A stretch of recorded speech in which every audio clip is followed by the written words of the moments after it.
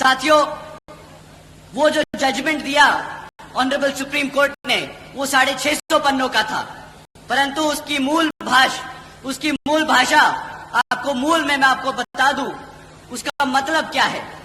साथियों, उस जजमेंट के तहत अब राज्य की सरकारें SC/ST के अंतर्गत अपने राजनीतिक लाभ के लिए अपनी मर्जी से किसी भी SC/ST जाति को आरक्षण की सुविधा दे सकती है और अपनी ही मन मर्जी से उसको रिजर्वेशन की सूची से निकालकर, भले वो SC/ST हैं, बट उस SC/ST जाति को रिजर्वेशन के उससे निकालकर उनसे रिजर्वेशन छीनने का काम कर सकती है।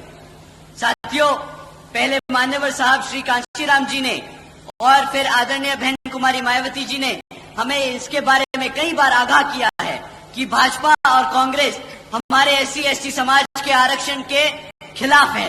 वो हमसे हमारा आरक्षण छीनना चाहते हैं, क्योंकि वो नहीं चाहते कि हमारा समाज पढ़ लिखकर अपने पैरों पर खड़ा होकर एक आत्मसम्मान की जिंदगी जी सके।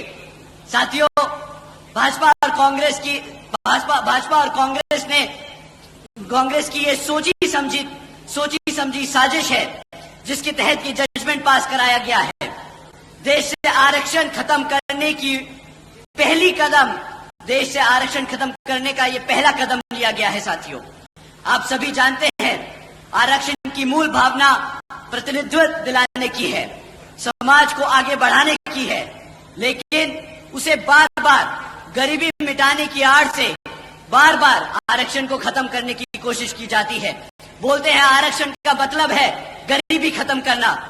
साथियों, आप सब यहाँ जो बैठे हैं जानते हैं आरक्षण से गरीबी नहीं, प्रतिनिधित्व, रिप्रेजेंटेशन, आत्मसम्मान मिलता है, ना कि गरीबी खत्म की जाती है।